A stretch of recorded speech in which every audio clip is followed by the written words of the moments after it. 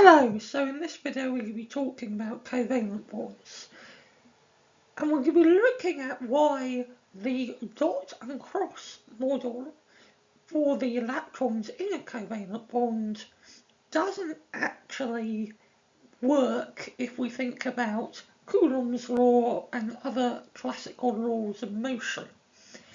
And this will lead to a discussion of why we need quantum mechanics, hence the rise of the quantum when we look at covalent bonding. Now, covalent bonding is very important because covalent bonds hold non-metal atoms and molecules together. So covalent bonds hold the atoms in a water molecule together. Covalent bonds hold the carbon atoms in diamond together. Covalent bonds hold the atoms together in the molecules that make up most of our clothing, like different kinds of polymers. Even an oxygen molecule is held together by covalent bonds. So covalent bonds are really important for understanding the materials around us and the materials which biological life relies upon. So it's worth exploring covalent bonds. And we'll start with looking at what classical physics doesn't get right about covalent bonds.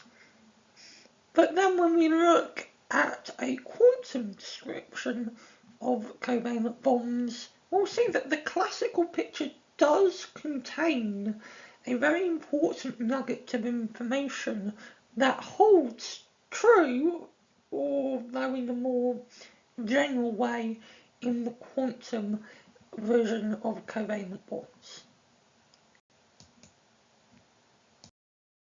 So you might have seen this model of a hydrogen molecule before.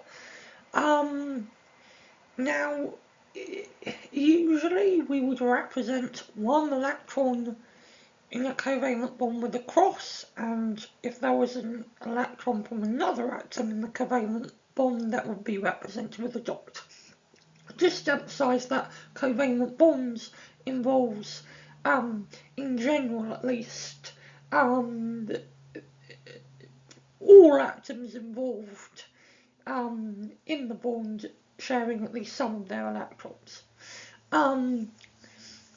So here we have a hydrogen molecule. Now, a hydrogen molecule has two hydrogen atoms, and each hydrogen atom has one electron, and by sharing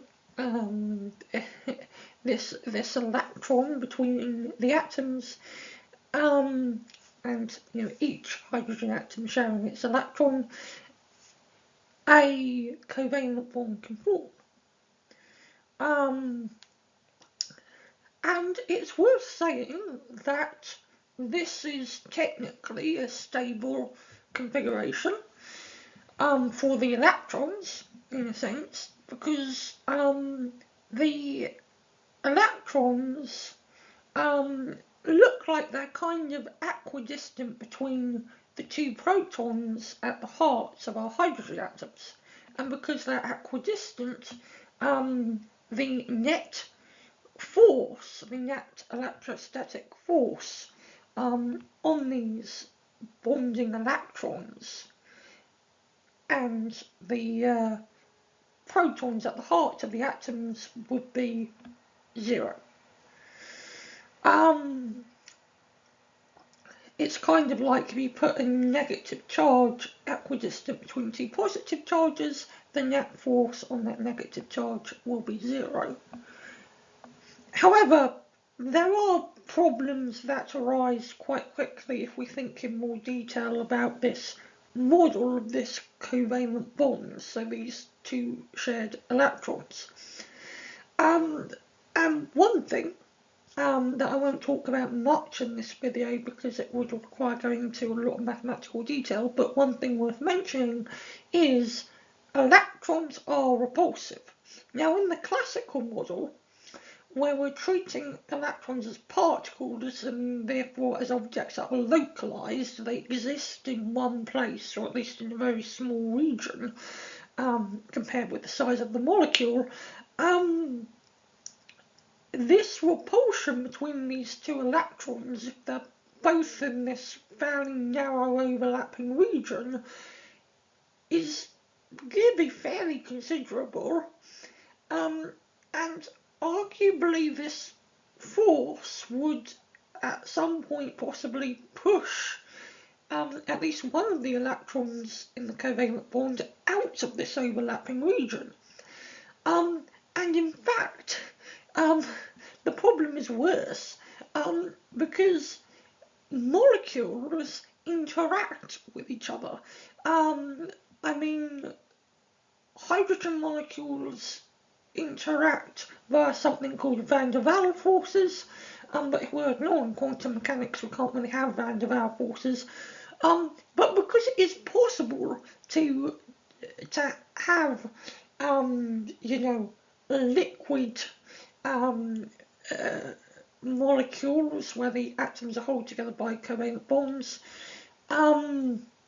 such as water. We even have solid covalent structures like diamond.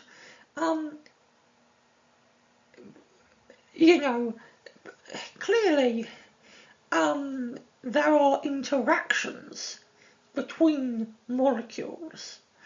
And because there are interactions between molecules, those kinds of interactions can pull or tug on these electrons in this covalent bond.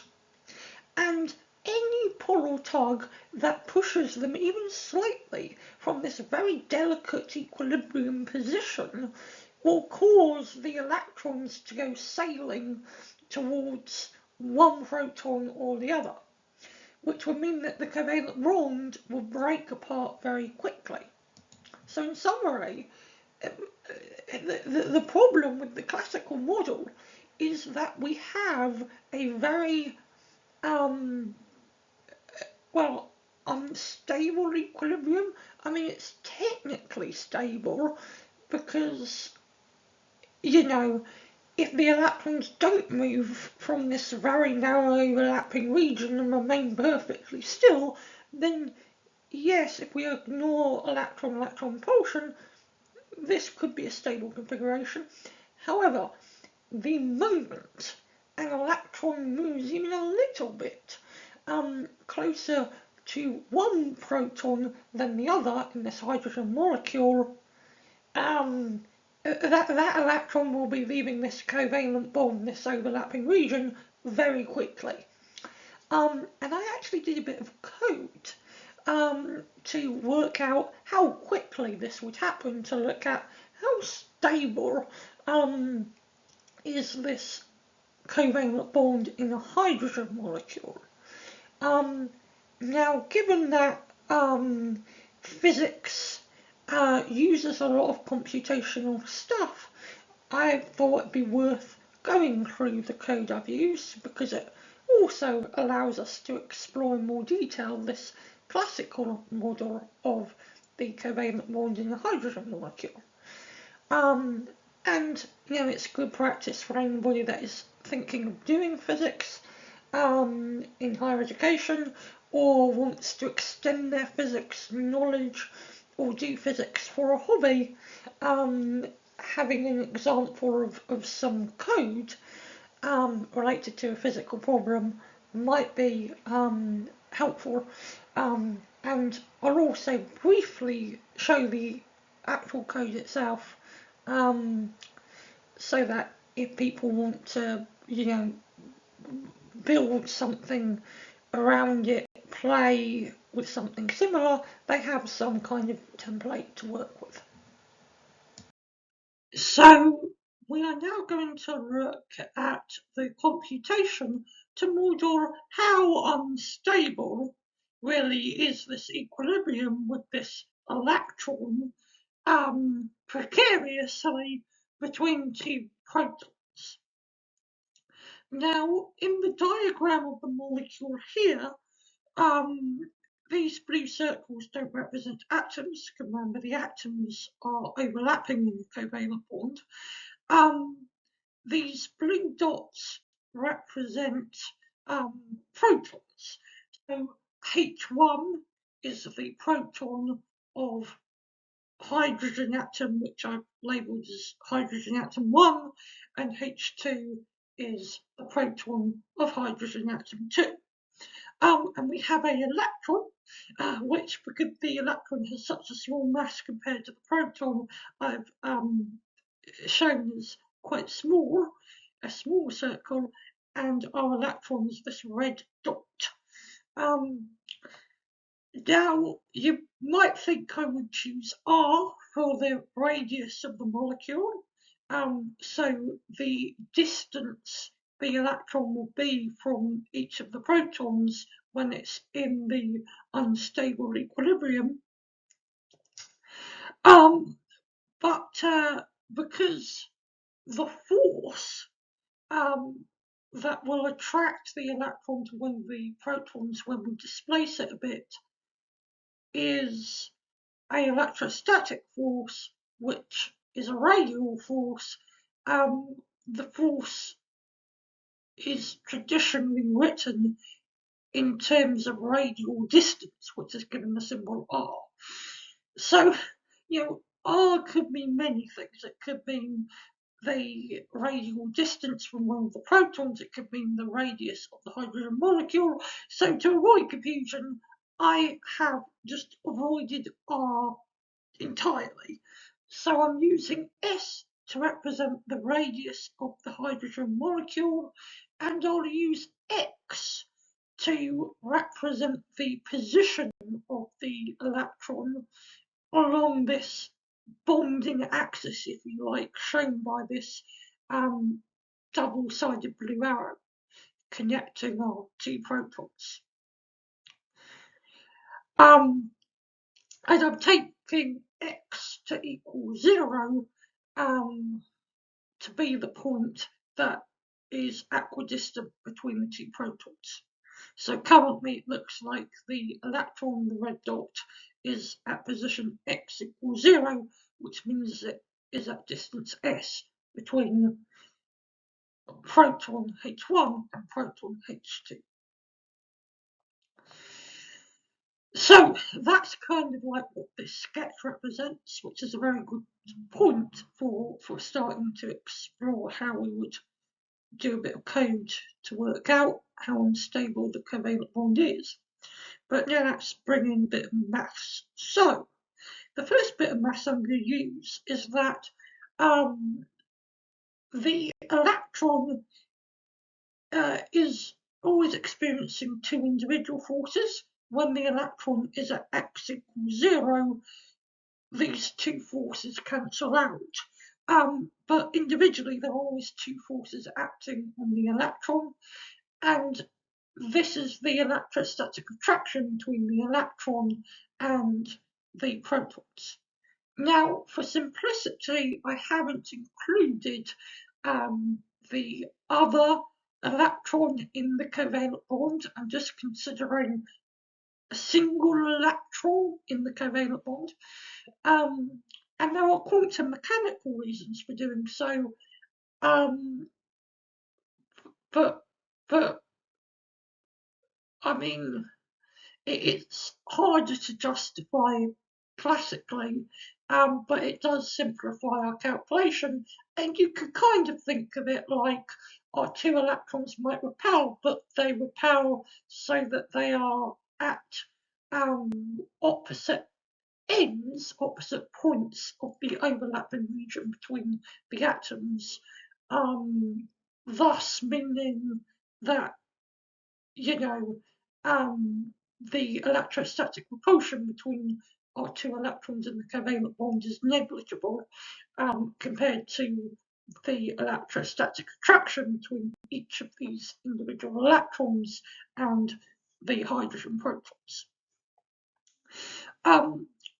But anyway, there are two forces, if we're just considering a single electron and two hydrogen protons, that we need to worry about.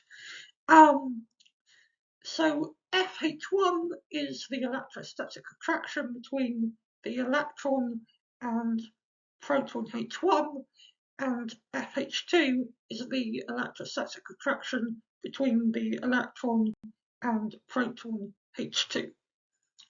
And we can add these forces together because in Newtonian mechanics, forces are vectors, and we can add them together like vectors. We can add vectors linearly, so in a linear combination together, and that's what I have done here. Now the next step is to have an explicit expression for these two individual forces, so F of H1 and F of H2, and this is where our symbols S, so the radius of the hydrogen molecule, and X, so the position of the electron along the bonding axis, will come in. So F of H1 is equal to a constant proportionality called Coulomb's constant times E squared, where E is the magnitude of the charge on the electron, and it's E squared because the force is proportional to the product of the charges, but both the proton and the electron have the same magnitude of charge.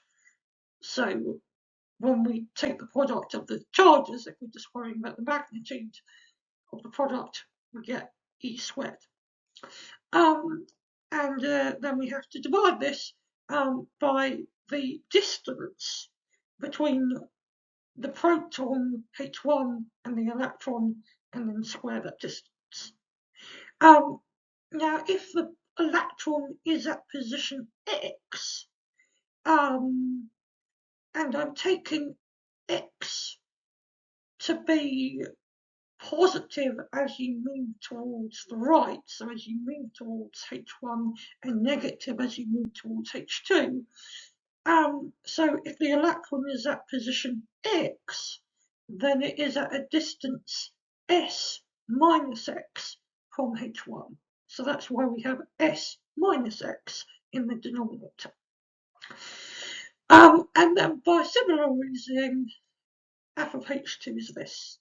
Now, I put a minus sign for F of H2 because the force attracting, the force trying to push the electron towards proton H2 acts in the opposite direction to the force trying to push the electron towards H1. And as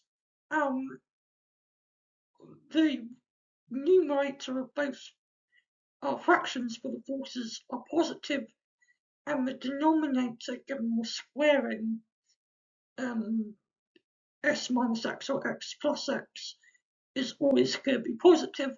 To get a negative force for F of H2, we have to put a minus sign in front of our fraction. So this is our setup. We have our forces, and so now what we can do is we can go, well, let's imagine this dislodging this electron a tiny bit, just a little bit from this equilibrium position where it's equidistant from H1 and H2. And let's see how long it will take to cover a large distance of the radius of the molecule, and therefore get very close to one of our two protons, and therefore conceivably quite far away from the overlapping region between the two atoms. So this is the strategy we use. Now, we can't use just do that in a single step, because as our electron moves, and the moment we move our electron a little bit from its equilibrium position, it will start moving as it will feel in that force. And the moment the electron starts moving, it is changing its position relative to our two protons, and therefore the force on it will be changing. And as in a non-relativistic case at least, the mass of the electrons are changing, we will therefore have changing acceleration, and SUVAT cannot deal with changing acceleration. But we can use a trick. We can consider a very small time interval, a time interval that is small enough that the electron covers a very small amount of distance. And when I say small, I mean that it's small compared to the value of S. So if you like, the change in X is much less than S. And that way, the force on the electron as it's moving the distance delta X isn't changing very much at all. And so we can treat the force as approximately constant, meaning we can treat, to a good approximation, the acceleration of the electron as constant. And then we use SUVAT to work out the distance this electron covers in this tiny time interval where the acceleration is roughly constant. And then we add this delta X to its previous position to get a new position, and then we repeat. And when we repeat, we calculate the force at the new position, and we go through the same process. So this is a kind of iteration technique. We're essentially slicing up the journey into tiny segments, and we're going under each of those segments. We are going to treat the force as roughly constant, and the justification for that is we can do it because across each of these tiny time steps, the electron isn't moving very far at all.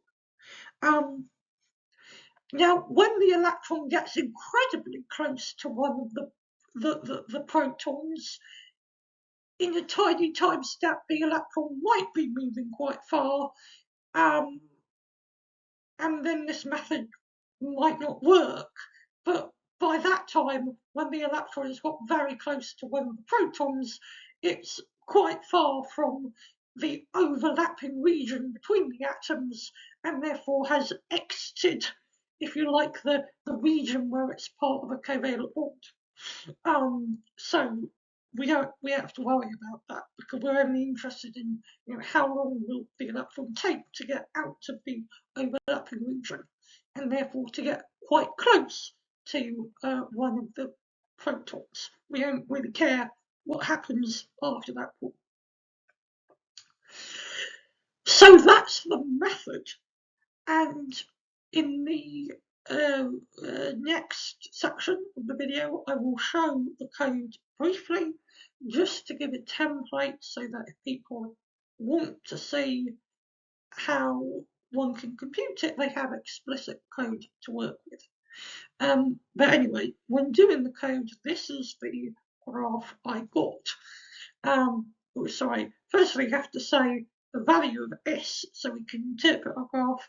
The value of S, so the radius of the molecule, is about 150 picometers. Now pico is times 10 to the minus 12 meters. So that's saying that the radius is about 1.5 times 10 to the minus 10 meters, or 1.5 angstroms. But anyway, with that number, we're therefore we're trying to see how long it takes the electron to get close to covering a distance of 150 picometers, and this graph shows it. So we can see that the proton reaches a distance of 140 picometers in a little under 300 attoseconds. I think the exact value was something like 292 attoseconds or something like that. Now an attosecond is 10 to the minus 18 seconds, and attoseconds are quite important because 1 attosecond is approximately, very roughly, similar to the time it would take for a electron to go around an atom. So a electron notices differences in the order of attoseconds if we're thinking about its usual orbital motion. So for an electron, like almost 300 attoseconds is a fairly long time. So the covalent bond, if it extends quite far into the 2 hydrogen atoms, perhaps the covalent bonds of this overlapping region occupied by our bonding electrons exists for quite a long time. But from our perspective, 300 attoseconds is incredibly short. That's less than a nanosecond. And what this tells us is that given hydrogen molecules are interacting with each other, and therefore electrons should be being dislodged from the unstable equilibrium on a very regular basis, classical physics ends up predicting that the hydrogen molecule would be very unstable. Or it would be broken very quickly. And that's not what we see in nature. In nature, hydrogen molecules are fairly stable. There are examples of more stable covalent bonds, but a hydrogen molecule is an example of a stable molecule. So clearly, this classical model, where we're treating the electrons as localized point particles occupying an overlapping region of 2 atoms, can't be correct. It doesn't really work. And we've actually been quite generous to the classical model because we've supposed that it is natural, if you like, for 2 electrons to come to rest perfectly at a point that is equidistant between 2 hydrogen atoms that get close enough together to form a covalent bond. However, given electrons in the classical model are moving, at least in the case of individual hydrogen atoms, it's very hard to see why they would reliably come to rest, practically perfectly equidistantly between our 2 protons. That seems extremely unlikely. And it's worth saying, when I was doing the code, I said, let's just displace the electron a tiny bit from the equilibrium position. I didn't displace it very far. I think I displaced it by about 1/100th of the value of S, so 1/100th of the equilibrium distance. So I didn't push it very far from its equilibrium distance, and the electron has already flown very close to one of the protons, covering practically the whole distance to that proton in less than 300 attoseconds. So we need a different model to explain how covalent bonds can be stable, and that's what I'll be talking about briefly through looking at quantum mechanics and wave functions. But first, I'm going to briefly show you the code behind this plot. So it's worth saying this code will appear all at once. I won't be going into too much detail. I have made comments next to pieces in the code, so it's easier to read. But the code is mainly there as a template should people want to do something similar or see how I got to those results. So I'll share the code, but I won't really be going through it in much detail. The important thing is I've got things like Coulomb's constant defined, charge of the electron. I've got a function which I've called F, and the function returns the vector sum of forces between the protons and our electron in the covalent bond. And our while loop is the thing that is going through the iteration. So in each iteration, we assume that the forces are roughly constant. And there are good reasons for that, providing the electron doesn't move very far, so delta X is small compared to S. Or, as I put here in my code, instead of writing S, I wrote sep for separation. But you can check that the values of delta X are small compared to S. Quite straightforwardly in the code. You just look for the maximum value of delta X if you need to do so. And to the last thing I'm printing is just going, okay, after lots of iterations, where does the electron end up?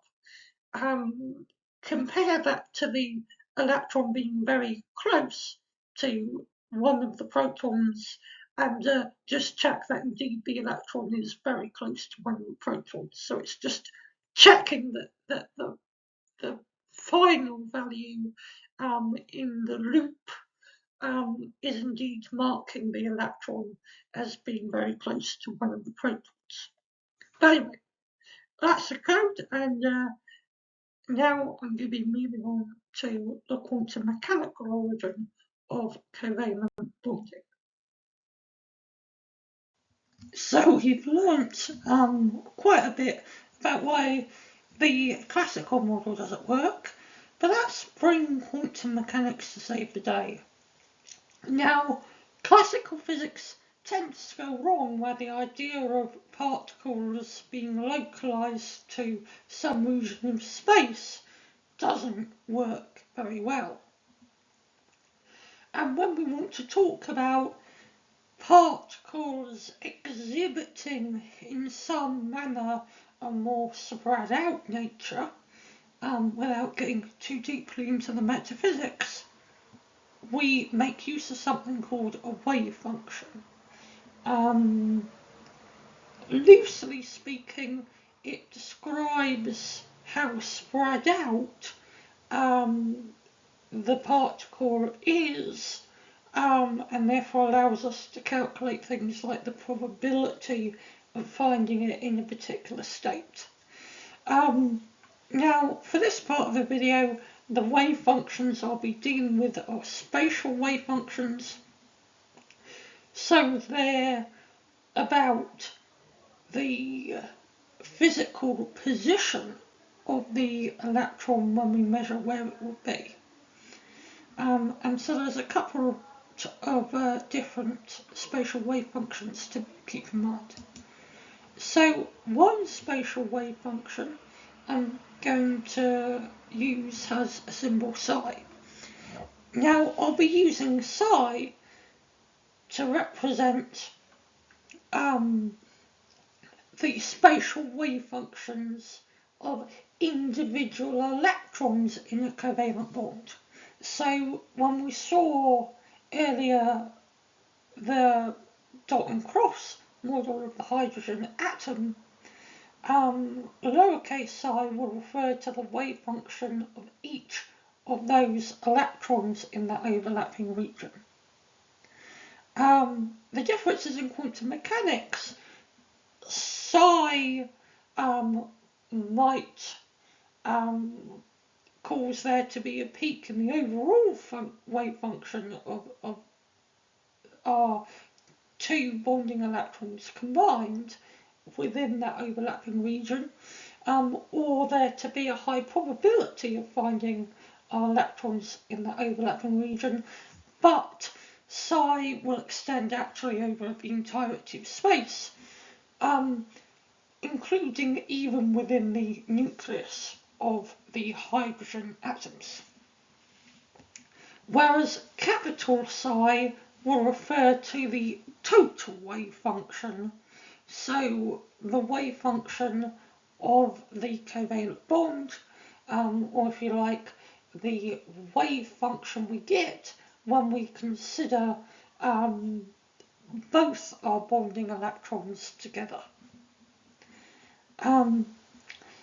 And to get capital Psi from lowercase psi, we make use of a principle in quantum mechanics, sometimes called the principle of superposition. Now, if you've heard a bit about quantum mechanics before, you might be familiar with the thought experiment involving superposition. It was actually about the distinction between classical states and quantum states that exhibit superposition. But you probably heard of the thought experiment of the cat in the box and is it dead or alive? Now it's worth saying many physicists love cats. Cats love boxes. Thankfully, no one, to the best of my knowledge, has actually literally attempted the experiment with a cat. As much as cats do like boxes, we make sure that cats are very safe in boxes, and one of my cats loves jumping into boxes, and she's perfectly fine when she jumps out of the box. Whether my cat exists when she is in the box, if there was nothing detecting that my cat was present, is a different matter, although even if I'm not observing my cat in the box, arguably the molecules within the box will notice my cat. So there's always something actually detecting my cat either way. But anyway, that was a bit of a tangent about cats. I adore cats. But anyway, we talked a little bit about superposition being important, but let's see how it applies to our electrons in our covalent bond.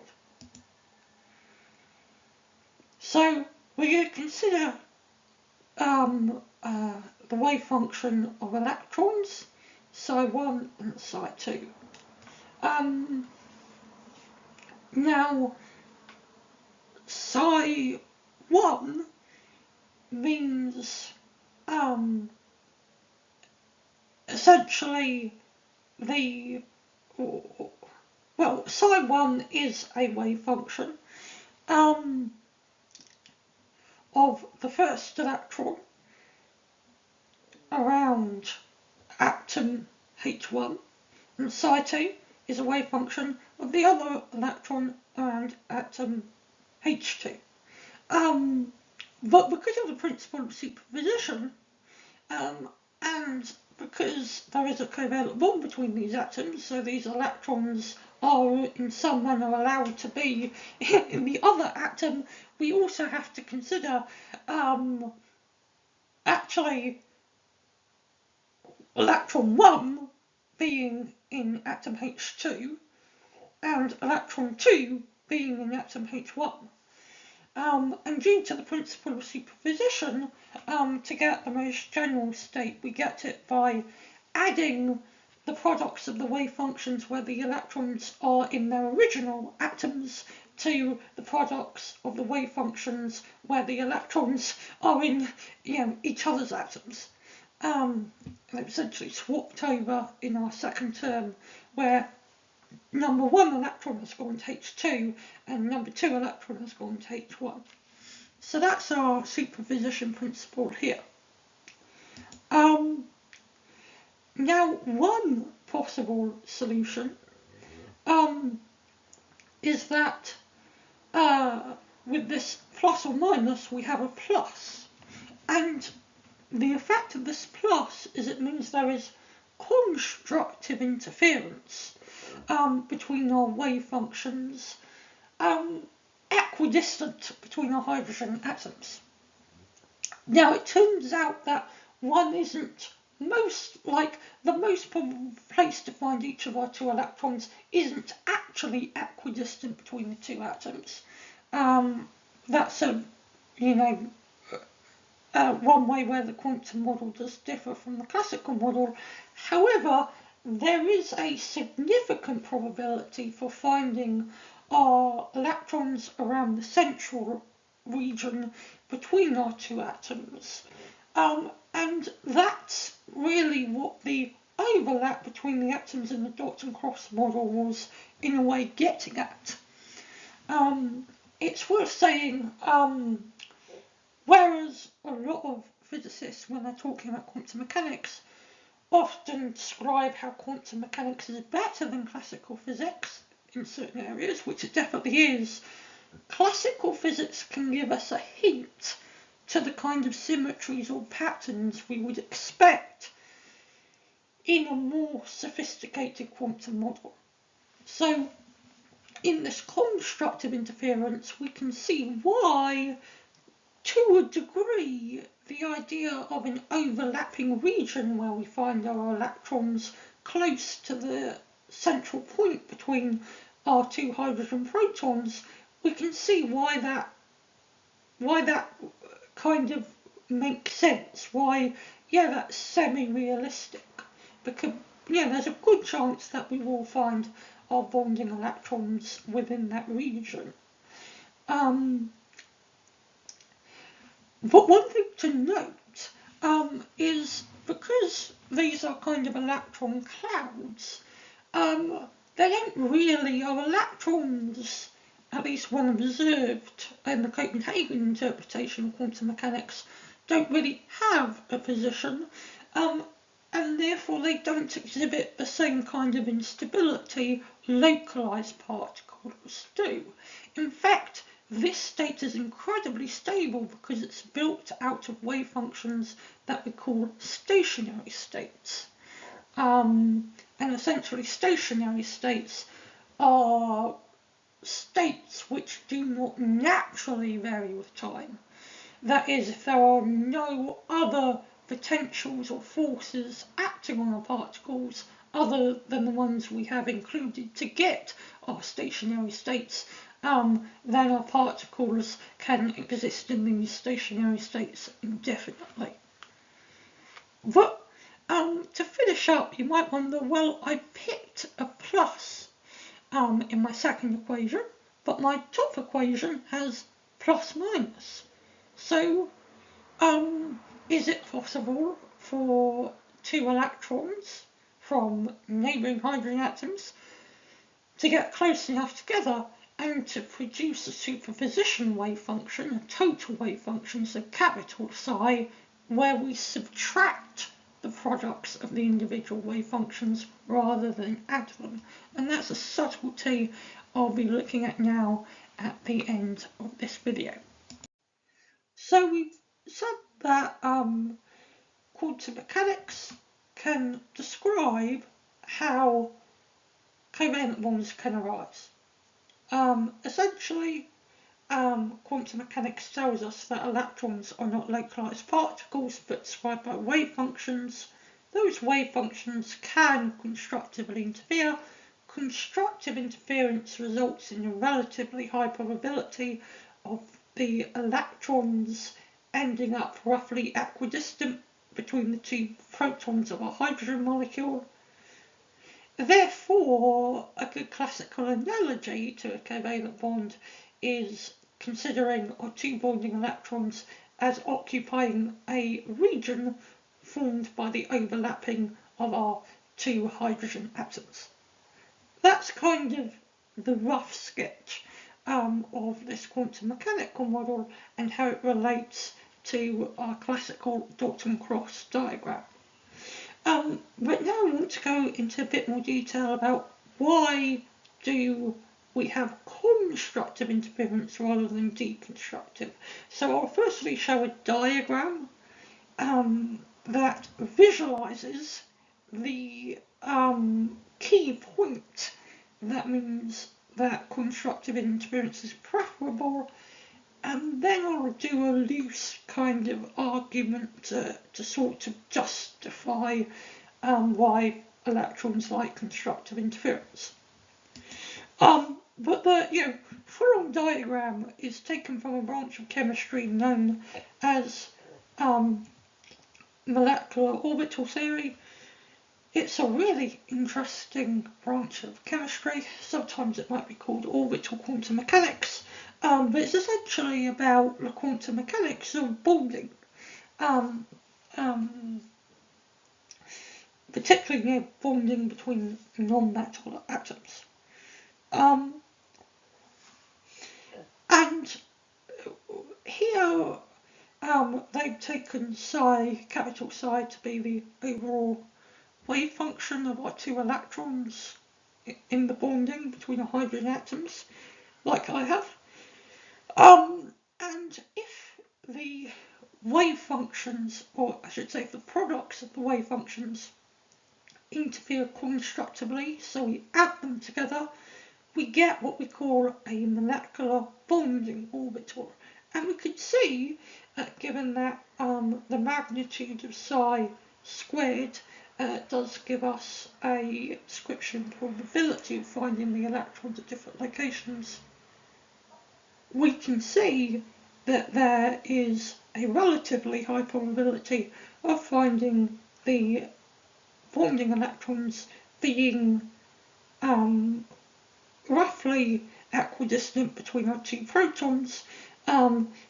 In fact, we are very likely to find our bonding electrons at least close to the central region between our two hydrogen protons.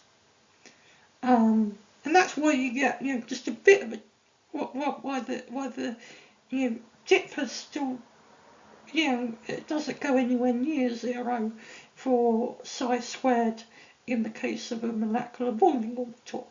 Whereas we can also form anti-bonding orbitals, where we have deconstructive interference, and that's where we have the minus sign between the products of our wave functions for our individual bonding electrons. And when we have deconstructive interference, it means that we are very unlikely to find the electrons within the kind of middle region between our two protons, and therefore we don't have a covalent bond. And when you do all the maths, it turns out that the energy associated with our pair of electrons, if they are in a molecular bonding orbital, is less than the energy if they are in a molecular anti-bonding orbital.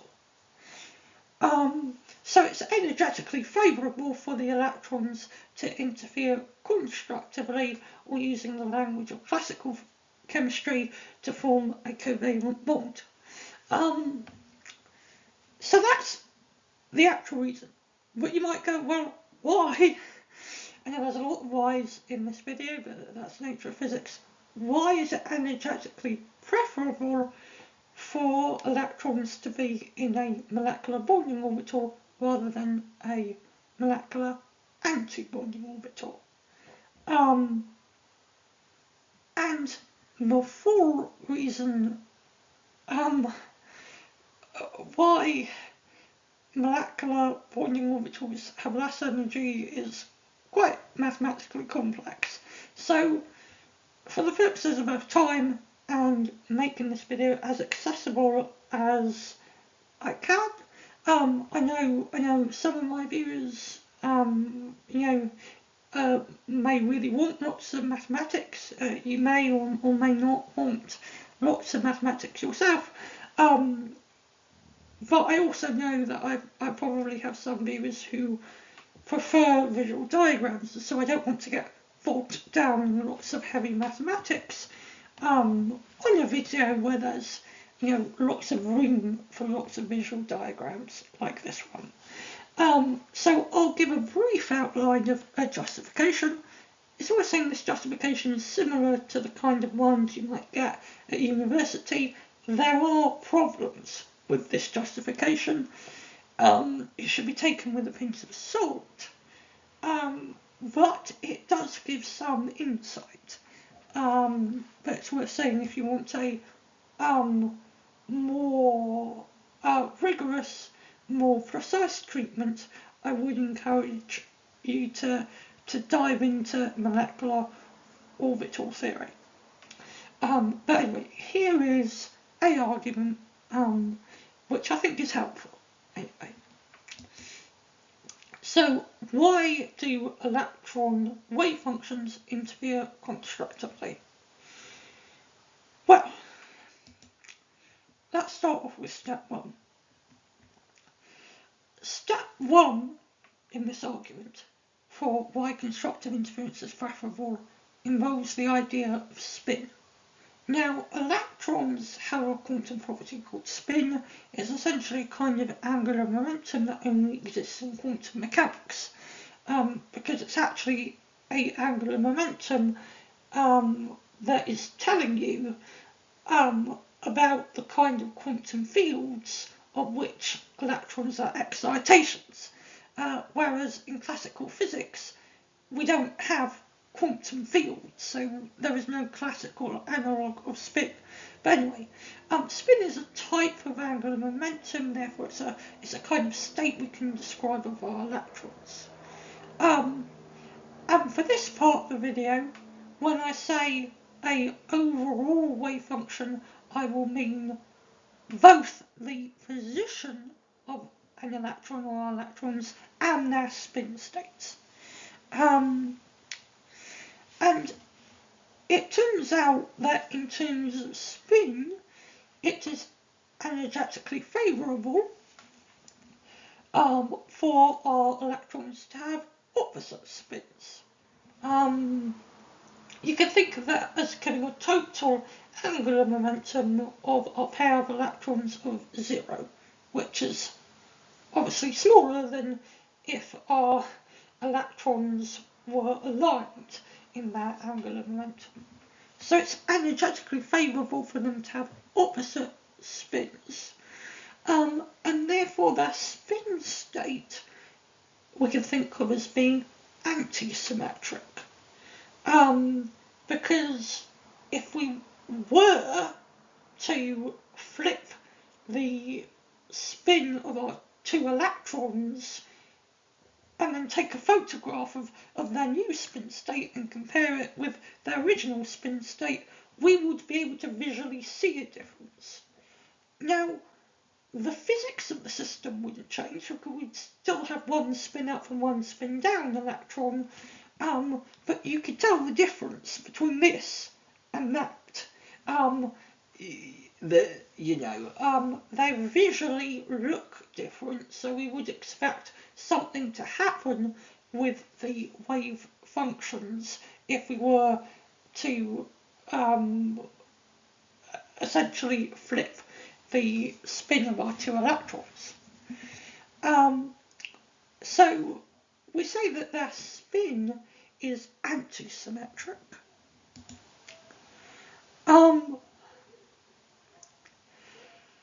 And we know that the total wave function of our electrons, because they are fermions and therefore, arising from spinor fields, spinor fields with non-integer spin anyway, their wave functions, the electrons' wave functions, overall have to be antisymmetric.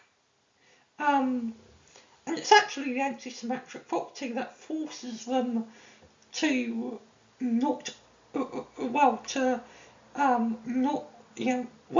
forces electrons, when there are many electrons, to have to be in different states, and therefore the existence of energy levels in atoms is thanks to this antisymmetric nature of the electron state.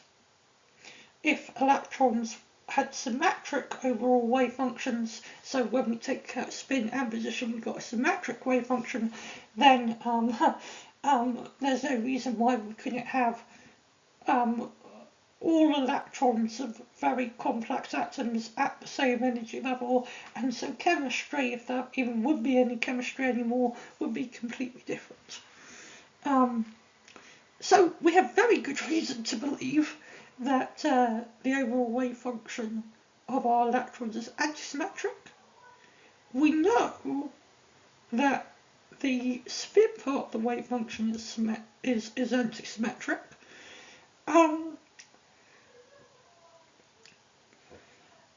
We also know that since the spin spatial states are independent of each other, that is, if I tell you something about an electron spin, that doesn't give you any information about where it is in space and vice versa, we can get an overall wave function for an electron by multiplying its position wave function by its spin state wave function.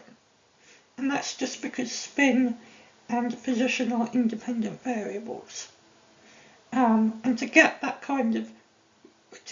rules of the probability for independent variables from our wave functions, essentially the fact that spin and position are independent means that the overall wave function can be obtained by taking the product of the spin wave functions and the position wave functions. So in summary, we know that the total wave functions is the product of our spin wave function and our position wave function. We know that the total wave function is antisymmetric. We know that the spin wave function is antisymmetric. So in summary, the position wave function must be a symmetric wave function, so we must add the spatial descriptions of our overall wave functions together to ensure that the spatial part of our total wave function will be symmetric. If we were going to put a minus sign earlier on, we would have an antisymmetric spatial wave function, and you know that wouldn't be allowed if we have our total wave function being antisymmetric, but our spin wave functions also being antisymmetric. And our total wave function has to be antisymmetric. We're dealing with fermions, and our spin wave function is antisymmetric to lower the energy of our pair of electrons. So that's a summary of why we have constructive interference and why that's preferable. But I hope you've enjoyed this video. I know in this video we've covered a lot. We've looked at the dot and cross model. We've seen why it's not consistent with a stable hydrogen molecule, and then we talked a little bit about quantum mechanics. If you enjoyed this video, I would recommend checking out some more videos on my channel about atoms. I'll see if I can put a link to one down below. But I wish you a brilliant week ahead, and hope to see you for some more wonderful physics soon.